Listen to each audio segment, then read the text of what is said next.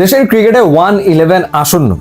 1-11 মানে হলো playing 11-এ one fast bowler. সম্ভবত ওয়েস্ট ইন্ডিজের বিপক্ষে সিরিজের দ্বিতীয় ওয়ানডে ম্যাচে বাংলাদেশ একজন ফাস্ট বোলার নিয়ে খেলতে নামতে চলেছে। কারণ মিরপুরের যে উইকেট এবং সেই উইকেটে প্রথম ওয়ানডেতে আমরা যে টার্ন দেখেছি তাতে করে দুই দলেরই আসলে স্পিন হেভি বোলিং অ্যাটাক নিয়েই মাঠে নামার কথা। এই বছরই 2025 ফেব্রুয়ারিতে একটা ম্যাচ হয়েছিল ওমান এবং ইউএস এর ভেতরে, সেটা ছিল ওয়ার্ল্ড কাপ লিগ 2 এর ম্যাচ। খেলাটা হয়েছিল ওমানের আল ইমারাত স্টেডিয়ামে এবং সেই ম্যাচে প্রথমবারের মতো ওয়ানডে ইতিহাসে প্রথমবার কোনো ফাস্ট বল হয়নি। একটাও ফাস্ট বল না হয়ে ম্যাচ শেষ হয়েছিল। প্রথমে ব্যাট করেছিল ইউএসএ, তারা তুলেছিল 122 রান। ওমান ইউজ করেছিল 5 জন স্পিনার। জবাব দিতে নেমে ওমান অল আউট হয়ে যায় 65 রানে এবং ইউএসএ ইউজ করেছিল 4 জন স্পিনার। একটাও ফাস্ট বল হয়নি।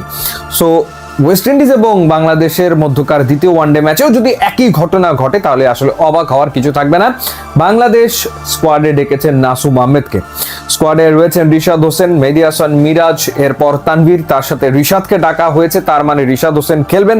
এখন তানভীরের পরিবর্তে তিনি খেলবেন না তানভীরের সাথে আরও একজন বাড়তি স্পিনার হয়ে তিনি মাঠে নামবেন সেটা দেখার ব্যাপার। তবে মনে হচ্ছে যে হ্যাঁ, বাংলাদেশ 4 জন ফ্রন্টলাইন স্পিনার নিয়ে মাঠে নামছে এবং পাশাপাশি একজন ফাস্ট বোলার থাকবে এবং সম্ভবত মুস্তাফিজুর রহমান। এমনিতেই আমরা ইদানিং দেখছি যে তাসকিন আর মুস্তাফিজ আসলে একসাথে খুব বেশি ম্যাচে খেলেন না। ওয়ার্কলোড ম্যানেজমেন্টের কারণে রেস্ট দেওয়া হয়। কোনো ম্যাচে মুস্তাফিজ খেলেন, কোনো ম্যাচে তাসকিন খেলেন, এরকম আসলে আমরা দেখে থাকি। তো যেহেতু একটা সুযোগ এসছে যে স্পিনাররাই ম্যাচ বের করে আনতে পারবে, সেই ক্ষেত্রে ফাস্ট বোলারদেরকে একটু রেস্ট দেওয়াই যায়, সেই চিন্তা ভাবনা টিম ম্যানেজমেন্ট আসলে করতেই পারে এবং সেই ক্ষেত্রে এরকম একটা ম্যাচ হতে পারে।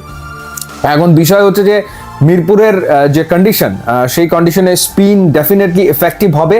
হয়তো বাংলাদেশ সিরিজও জিতে যাবে, কিন্তু যে ঘটনাটা হয়, বাংলাদেশের জয় পাওয়াটাও জরুরি। 2027 বিশ্বকাপের বিষয়টা মাথায় রাখতে হচ্ছে, সরাসরি কোয়ালিফাই করতে হবে। সো অবশ্যই জিততে হবে, হোম অ্যাডভান্টেজ কাজে লাগাতে হবে, কোনো সন্দেহ আসলে নেই এই ব্যাপারে। কিন্তু যেটা হয় সেটা হচ্ছে এই ধরনের জয়ে সিরিজ জিতলে ফেক কনফিডেন্স তৈরি হয়, যেটা এর আগে বিভিন্ন সময় আসলে আমরা দেখেছি। ভুল আত্মবিশ্বাস বা দলটা সম্পর্কে একটা মিসরিড করা হয়। খেয়াল আছে আপনাদের টি-20 ওয়ার্ল্ড কাপের আগে আমরা অস্ট্রেলিয়া এবং নিউজিল্যান্ডের মতো দলকে তো হারিয়েছিলাম টি-20 সিরিজে। টি-20 ওয়ার্ল্ড কাপে গিয়ে রেজাল্ট কি হয়েছিল? ভরাডুবি, সেই ঘটনা ঘটেছিল না। সো মিরপুরের রেজাল্টটা আসলে একটা ফেক সিনারিও তুলে আনে এবং যখন দলটা খেলতে যায় ভিন্ন কোনো কন্ডিশনে, জাস্ট কন্ডিশনটা একটুখানি এদিক ওদিক হয়ে যায়, তখন কিন্তু রেজাল্টটা আসলে আর পক্ষে আসতে চায় না। তো সেই বিষয়টাও মাথায় রাখাটা জরুরি। আর একটা ব্যাপার হচ্ছে যে হ্যাঁ, এক এক জায়গার কন্ডিশন এক এক রকম হবে। আমরা আমাদের মতো হোম অ্যাডভান্টেজ নিতেই পারি, কিন্তু এর ভিতরে আসলে ব্যাটিংটা প্রপার হওয়াটা জরুরি। মানে বাংলাদেশ দল ব্যাটিংয়ে স্ট্রাগল করছে এবং সেটা শুধুমাত্র মিরপুরে না, তার আগে থেকে আমরা আসলে দেখছি। তো ব্যাটারদের আরও দায়িত্ব নেওয়াটা খুবই জরুরি একটা বিষয়। মিডল অর্ডার কোনোভাবেই ক্লিক করছে না। মিডল অর্ডারে এক ধরনের আমরা ঘাটতি অনুভব করছি। মাহিদুল ইসলাম অঙ্কনকে আনা হয়েছে ফার্স্ট ম্যাচে, হি ওয়াজ আন্ডার ট্রিমেন্ডাস প্রেসার, তারপরে সে একটা ইনিংস খেলেছে, দেখার ব্যাপার সে কেমন খেলে। সৌম্য সরকার প্রথম ম্যাচে রান করতে ব্যর্থ হয়েছে। সৌম্যর আরো একটা সুযোগ এসছে, সৌম্য যদি এই সুযোগ হাতছাড়া করে সৌম্য আবারও দল থেকে বাদ পড়বে। মানে এটাই যেন চলতে থাকবে। নাইম শেখ বাদ পড়েছে, সৌম্য সরকার বাদ পড়বে।